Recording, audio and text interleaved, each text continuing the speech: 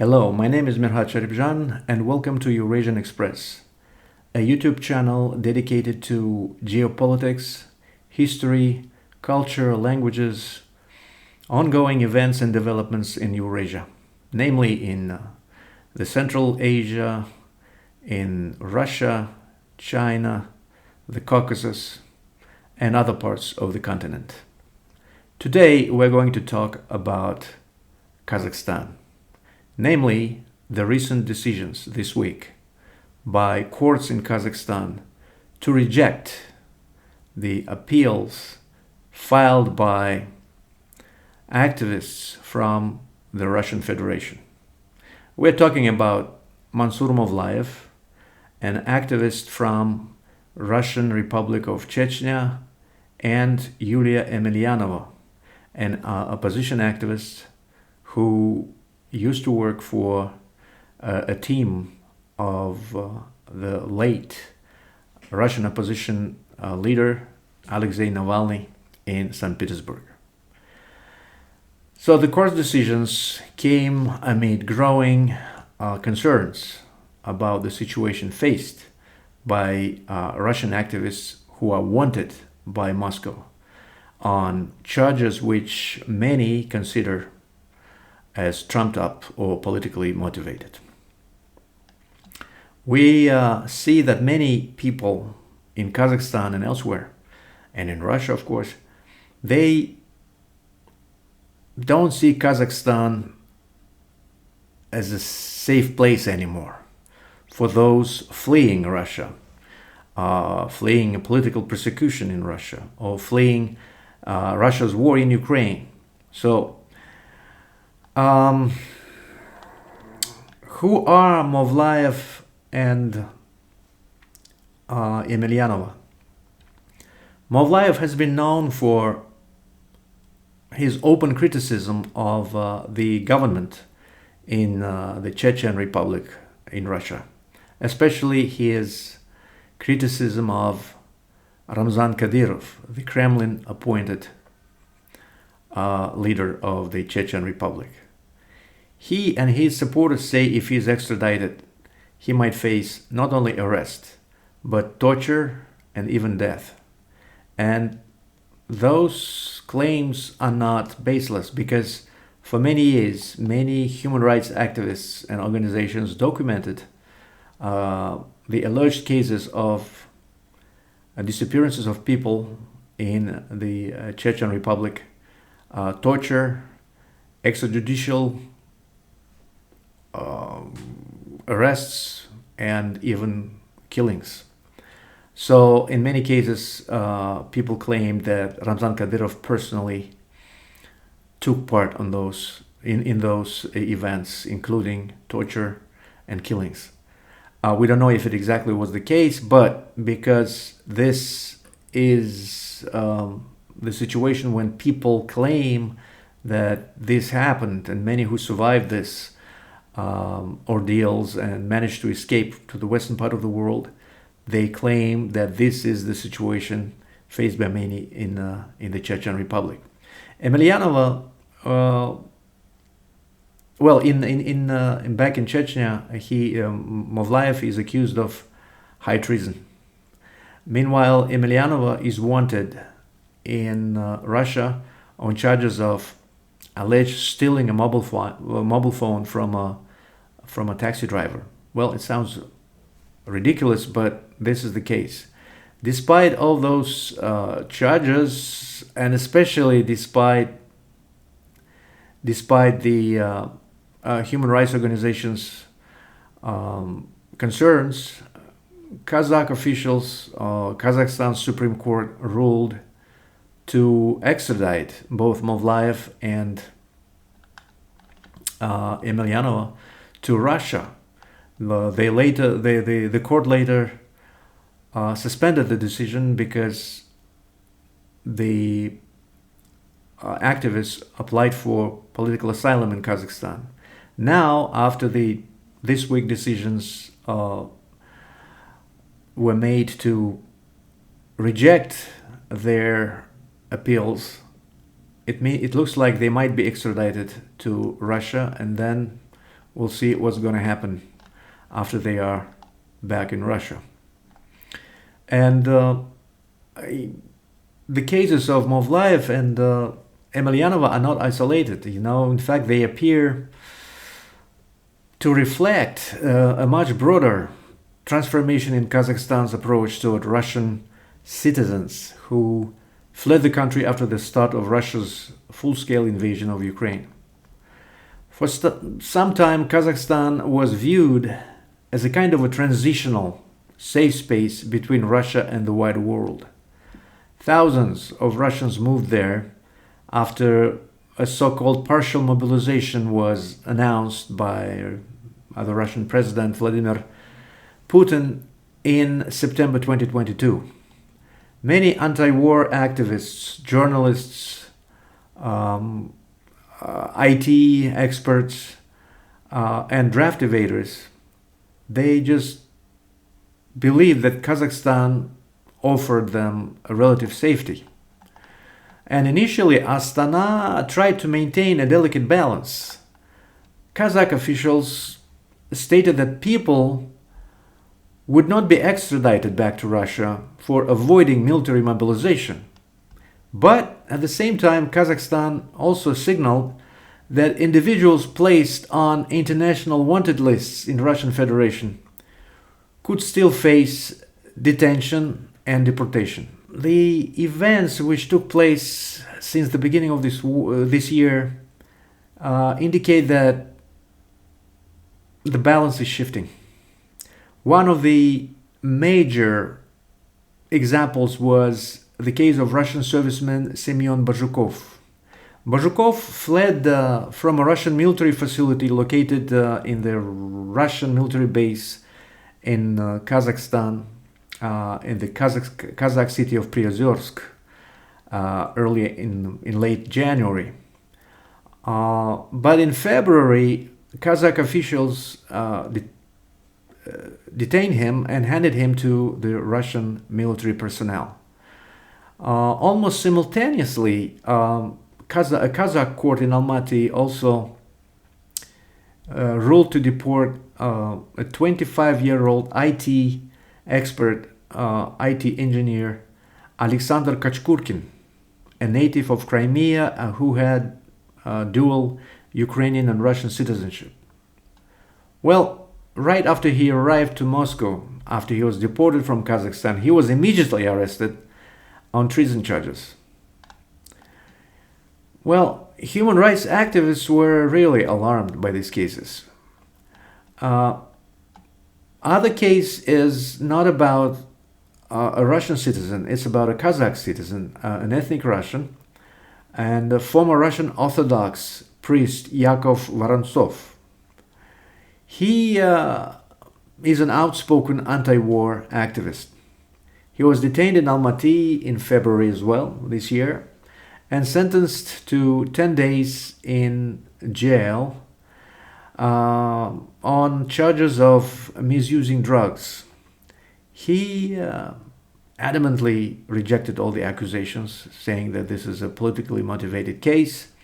But later, a Kazakh court in Almaty sent him to a psychiatric clinic, which immediately raised concerns among human rights activists who said that the psychiatric clinics used to be used by the Soviets against dissidents in the Soviet Union. And Vorontsov has openly condemned Russian invasion of Ukraine and even tried to establish an alternative Russian Orthodox Church in Kazakhstan, which would be completely independent and not report or would not be under supervision of the Russian Orthodox Church in Moscow. The Russian Orthodox Church defrocked him in 2023, and for many observers, these developments no longer look accidental. The situation is just indicating that this is a systematic tightening of Kazakhstan's policy toward politically sensitive Russian citizens arriving to Kazakhstan, trying to find a safe place there.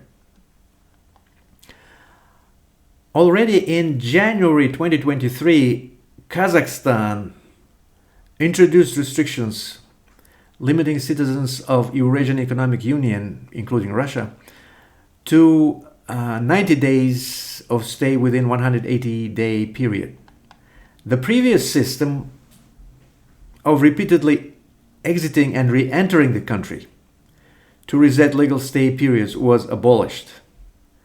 Officially, this was presented as a migration management measure, but it also created new tools of controlling and real control of politically inconvenient foreigners, especially Russian citizens residing in Kazakhstan. Then came the case of former Russian Federal Protective Service Officer Mikhail Zhilin. That case was really high profile at the time. Zhilin fled Russia in 2022, shortly after Russia launched its invasion of Ukraine. He entered Kazakhstan illegally, stayed there, and asked for political asylum. But instead of asylum, he was detained and deported back to Russia. Later, a Russian military court sentenced Zhilin to 6.5 years in prison for desertion. In another case, Russian security services allegedly kidnapped Russian contract soldier Kamil Kasimov. They kidnapped him in Kazakhstan, brought him to Russia, and namely to the city of Omsk in Siberia, where he was later sentenced to prison. He received several years in jail. So, summing up or taken together, these cases are creating growing anxiety among Russian activists living in Kazakhstan.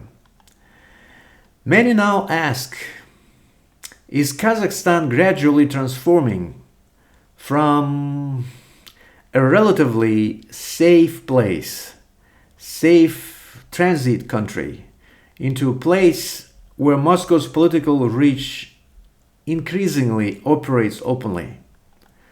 These developments are happening while Russia continues its war in Ukraine, and while Kazakhstan faces enormous geopolitical pressure from Moscow, and Astana simultaneously tries to maintain good relations with the West, China, and of course Russia. For Kazakhstan's leadership, this balancing act is extremely delicate. Astana wants to preserve its image as a neutral state that respects international laws, and especially that respects internationally recognized laws protecting human rights. But Astana also understands that the risks of openly confronting the Kremlin on politically sensitive extradition cases. And this is where the story becomes even more complicated, because Kazakhstan itself increasingly appears trapped between two contradictory realities. On one side, it seeks international legitimacy, also is interested in foreign investments, and seeks to broaden and widen its ties with Europe, with the European Union and the United States. On the other, Russia remains Kazakhstan's largest security and geopolitical neighbor. And Moscow has repeatedly shown that it expects loyalty, especially regarding Russian citizens from different Russian regions whom the Kremlin considers politically dangerous. Even the recent controversy involving Kazakh comedian Nurlan Saburov reflects this tension.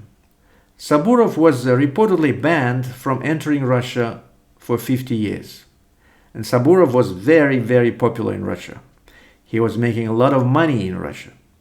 He was famous not only in Russia, but across the former Soviet Union as one of the best stand-up comedians. At the same time, information emerged suggesting he may have financially supported Russian military units connected to the formations linked to Russia's notorious Wagner mercenary military group. Kazakhstan's National Security Committee stated that they'd taken into account the reports about Saburov's alleged support of Wagner. And this illustrates the central reality of today's Eurasia. So we can say that Saburov here symbolizes Kazakhstan when we talk about the balancing act. We're talking about like Saburov, who had to lose the place where he was making incredibly big amounts of money as a comedian. He lost that place, he lost Russia, but also because he was allegedly supporting Russian military troops involved in the war in Ukraine, he might face a criminal case, criminal charges in Kazakhstan for mercenary.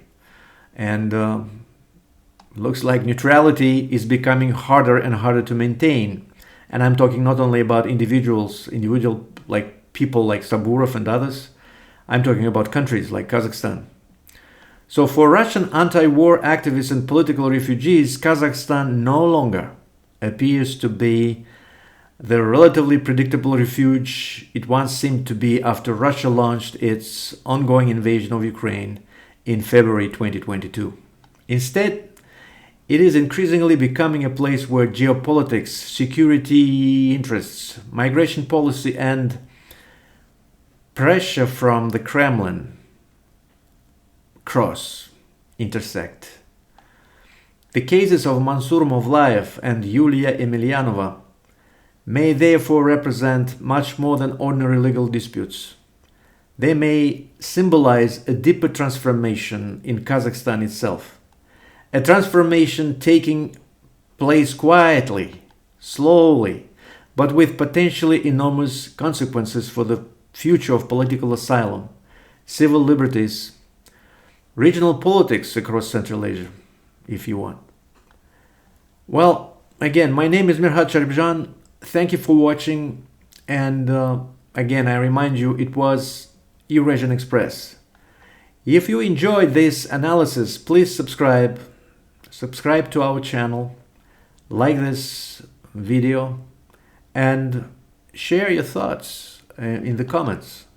Let us know if you think that Kazakhstan still remains a safe harbor, a safe destination for Russian anti-war refugees, or if Astana increasingly aligning itself with Moscow's security priorities.